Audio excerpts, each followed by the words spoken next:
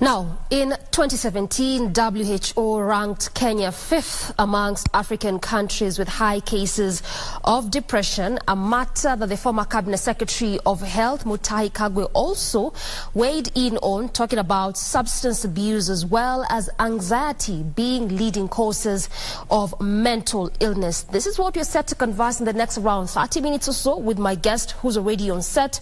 That is Nchebere Muriuki, who is a counselling psychologist. Karibu sana to the program. Asante.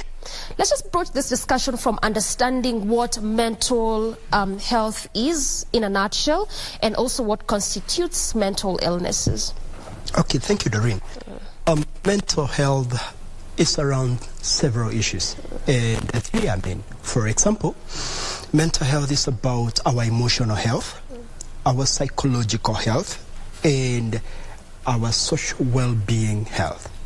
These three influence our cognition, our perception, our communication, and in total, our behavioral acts. Now, when we look at this composition, it means someone who has the above things that I've said: emotional wellness, psychological, social, their perception is okay, their communication is right, all these things then makes the individual to be able to realize their abilities in three areas. One, that they can be able to deal with day-to-day stresses of life. Two, they can be able to work productively and fruitful. And thirdly, they are able to contribute to the well-being of their society. Now, all this put together just shows how healthy are you, both mentally, physically, and how healthy are you within your social setup or social environment. If you lack any of this, you are completely unwell. So then we can agree this is something holistic. Absolutely. Doesn't touch one area. No, it doesn't. Okay. Yes. And illness is simply stated is anything that disrupts our mental state. Now, our mental state constitutes of neurons, neurotransmitters, hormones, and all these things that make us complete. Now, when these are disrupted, they end up interrupting how we feel, how we think, how we act, and how we communicate. All right. Now, when all these are not in order, then you are not healthy. For example, when you can't handle your stresses, you may be doing all other things well. But in our eyes, I may converse with you like 2-3 minutes and I can tell. It's just a matter of time before you can't act it, but you are not okay. I actually want us to talk about that, how you can tell. But as we move on with this conversation, perhaps we will navigate on that. But even as we talk about that, there's one specific demographic I'd want us to touch on, which I tend to feel that oftentimes that are perhaps, given the seriousness it deserves when it comes to dealing or talking about mental wellness, and these are the elderly. I mean, when you just look at perhaps the 2019 census, I mean, it puts that number as really rising, and perhaps those that live in the urban centers only, they're about 10,000 plus. Just talk to me about this demographic. Why don't we oftentimes think that mental issues could be something that would always affect them, and then we oftentimes keep thinking that it's just old age? So you deal with it. One, mistake number one is the perception that we have already created and ran with, that mental issues are only for the old. These things can affect a young person as early as 10 years old. Now, let me stick to what you've asked me. One problem that we face, old people, is the moment chronologically you hit 55, you enter into a phase of biological changes into your body. And this is a fact of all human beings. Now, you notice most people after 55, they develop what we call somatic problems or somatic pains or disorders. This is, they wake up and raise their arm like this. It's aching. Everything is hurting. Now, away from that, they are emotionally neglected.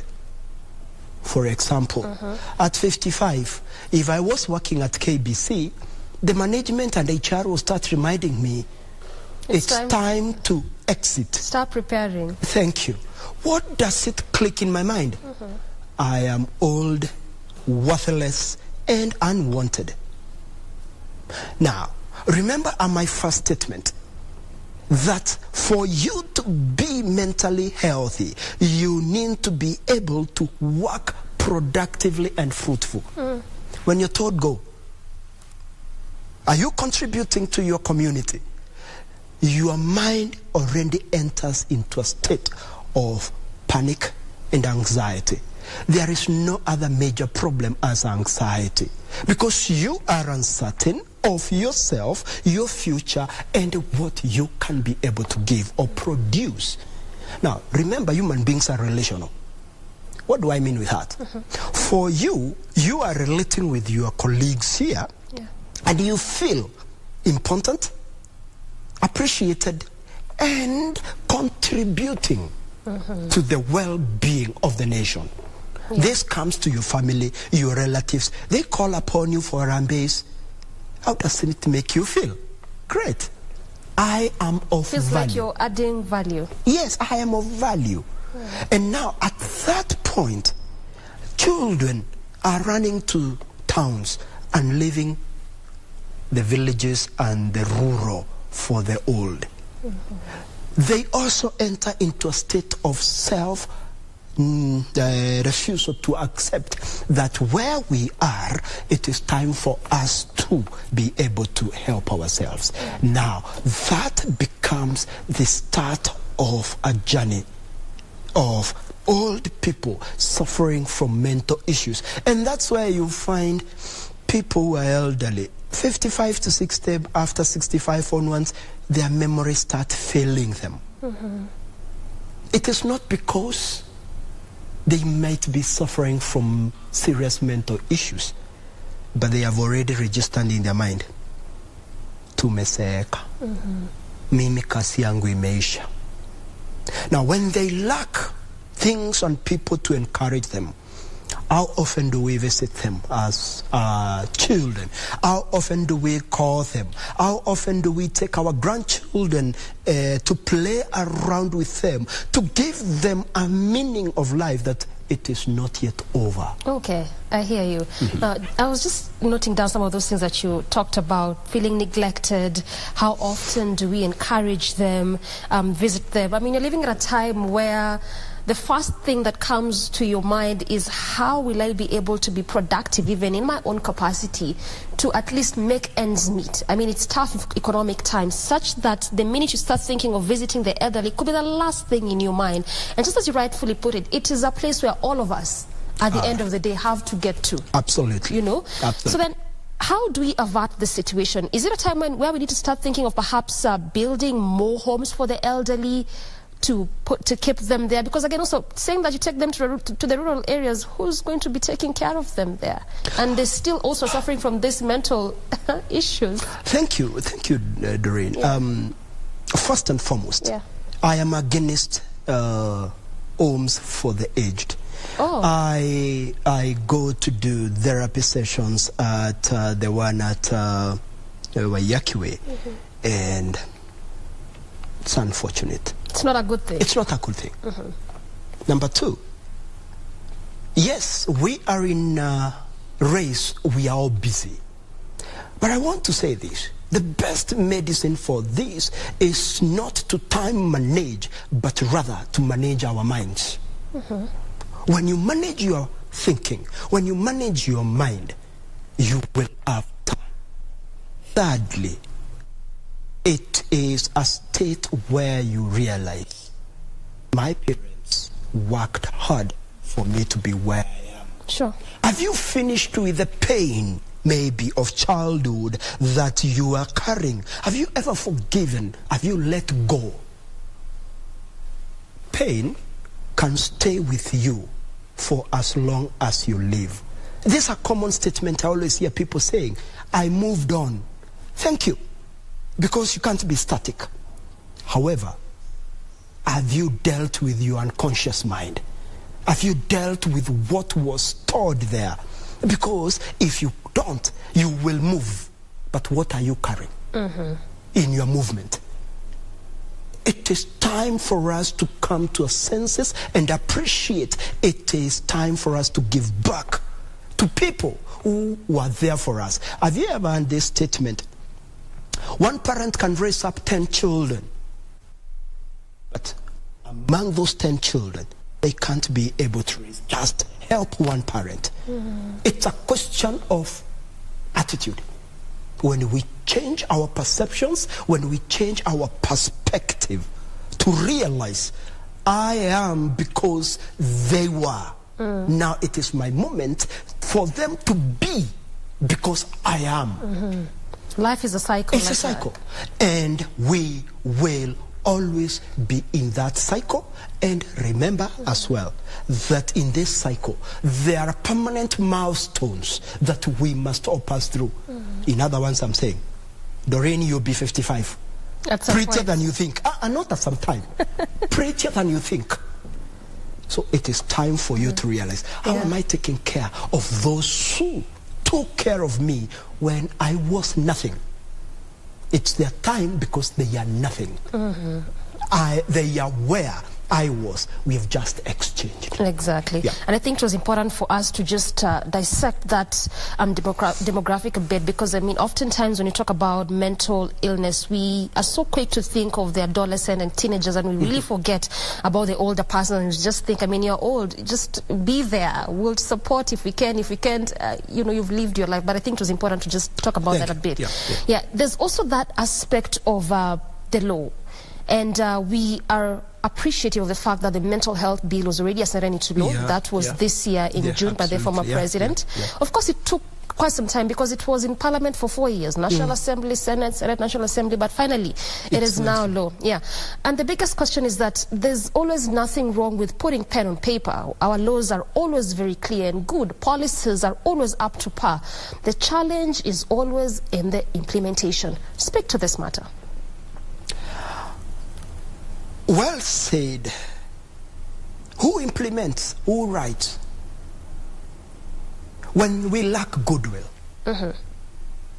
between the drafters and the implementers, then we have lost it. Okay. Because for sure, the problem is not on the laws that we make. The people. So the laws are always good, eh? They're always good. Okay. But now the people who implement them will decide, no, we will not do this. We will first of all take care of ourselves. And I am one of the people who are so happy because we have now a body that is being worked on as the psychologist body, which will address so many things that we've spoken about. But honestly speaking, those who are charged with that responsibility to work on those laws so that they can be followed, so they can trickle from up here down to the villages or to the person who needs it, then that's where the rubber meets the road. Would I castigate them here? No. But there needs to be done a lot. There needs to be a lot of effectiveness in doing these things for the betterment of the people. I always look at it this way, Doreen. When you are given an opportunity, a chance to serve humanity, do it with a zeal. I look at it as a godly given chance, and therefore, self comes last. But that cannot come when you have not had an opportunity of identifying and awareness of yourself. So that you know, I am here for our season, and in my season, what can I be counted for the good of my people? I like that. Here for a season, what would you be counted for in that season that you're in that particular capacity? But then again, as one who is in this practice, as a counseling psychologist, perhaps what strategies would you lay down for proper implementation? Because when you look at matters of mental wellness, there's still a lot of stigma surrounding, you know, the issues of mental illness. We still think that this is a condition of those coming from the West. If you're in Africa, I mean, just deal with it. So then, what strategies would you lay down for proper implementation? I will start with the government and the people in power. For example, I'll look at it this way. Education must be done not first to the people. It must be done to the leaders. Why do I say so? Leaders have the power to influence. That's quite interesting. So you're saying that education starts from the top? Yes. This is it, Doreen. Yeah. You will meet Doreen, who is a permanent secretary, suffering from serious stress. She has moved from huge stress, and now she is seriously on the distress line, which is bordering depression. But she's still pushing on because she has a problem of, I must do everything. She doesn't understand the role of delegation. Now, Doreen, the PS, should be taught, should be educated, and should be taken through therapy first and foremost, so that she can appreciate therapy. It's curative. It is better to prevent than to cure. We belong, the psychological group, we belong to the class that cures through prevention. Because it is extremely expensive, painful, and it eventually destroys when we wait to the last minute. So we need to train, we need to teach, we need to empower the leaders. I was saying, leaders have the capability and ability to influence those whom they lead. Why? Because even in the olden times of the Bible, the led always looked up to the leader. It has never been the other way around. So for implementation to be effective, it is not the reverse action, whereby we go to the masses. No, we start from the highest office. I presume from our president. May they and he understand what is mental health. We will reduce a lot of burden in our hospitals. I'll tell you confidently, when they understand now, the clarion call will have meaning. Why? Because the leader has influence to the led. When we see our president saying, it's time for us to take care of us. When he stands and says, it is okay to be not okay. It is okay for men to speak about mental issues. It is okay for men to be vulnerable. Then men will start saying, if my president can say, who am I? And it becomes a easy problem.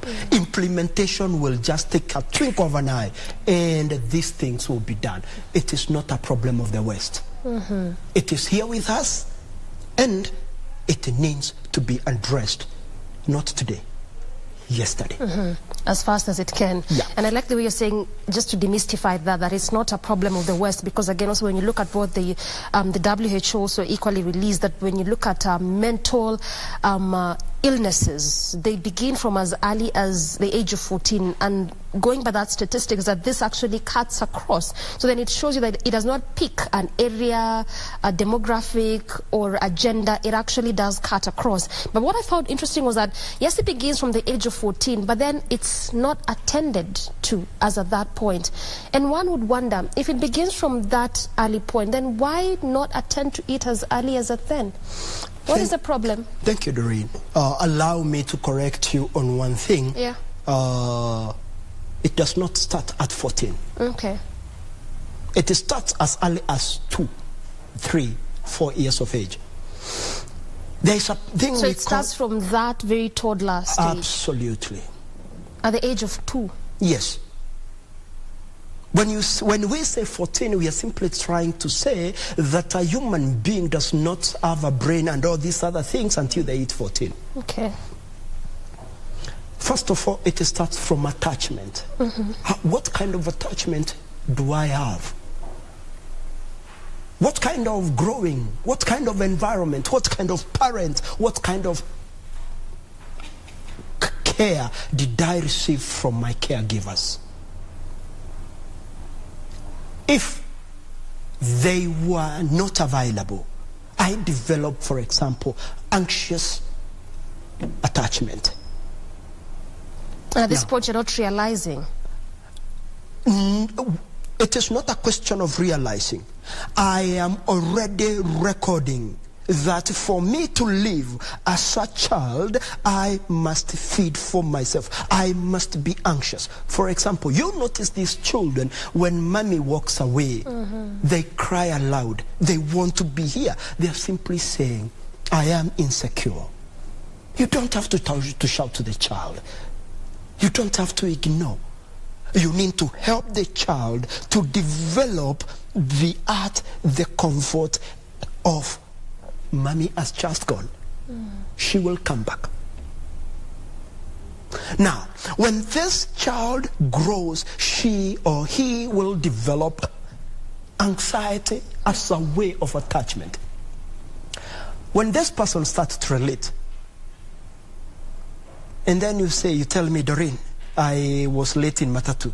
Ninakuhesabia, lakini yo matatu masaa manne mulikuwa wapi? Because it has followed me. I say here, things that happened to us in our childhood don't leave us if they are not addressed to. Currently, as a counseling psychologist, the number of children I see on Saturdays is alarming me. Seriously so. 5, 6, 7 teenage Saturdays, I am completely booked. It's becoming impossible to see the older people because problems are ranging from bedwetting, going to anxiety, going to not being able to deal with issues of relationship among the children themselves. True and say, all these stem from home. The question is, what kind of environment, what kind of parenthood am I? What am I giving to my children? When I deal with that, then we will have a better teenage group. We will also have an older generation that has less and less mental health issues. Well said. And I mean, there's really quite a lot that we could have conversed, but we are really pressed for time and we have to conclude at this point. But again, just shows that mental illnesses, mental wellness can never end. The conversation continues, because you really brought up a very interesting point that I would have loved us to pick it up, that the age that you deal with, 5, 6, 7, look at those ages. And most of the time, do you know what we think? And I get infuriated seriously when I hear parents saying and telling, oh, teenager wewe, tutaumaliza. The teenager is just responding to what they have grown in. It is time for parents to realize that gone are the days that we believed children are born with a tabula rasa kind of mentality. This is a human being.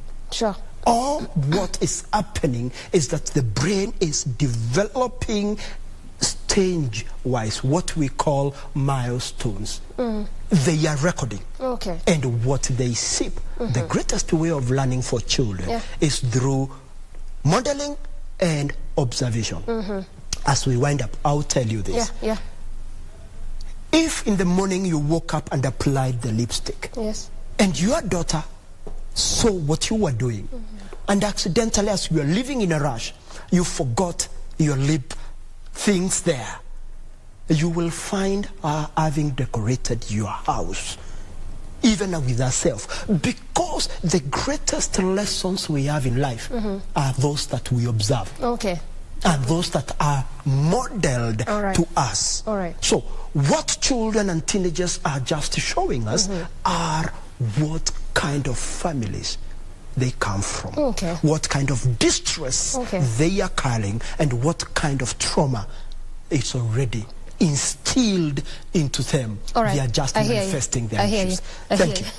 We have to wrap it up, but I mean, it's a good place to end it. Like I said, still it's an issue that needs to continue to be conversed over and over. But I have been speaking to Nchebere Muriuki, who is a counseling psychologist. Of course, matters of mental wellness taking center stage and dominating our conversation. Good place to end this conversation, and ultimately, good morning, Kenya. I'm Doreen Arange Okello on behalf of the entire team. Asante sana. Till tomorrow, good morning.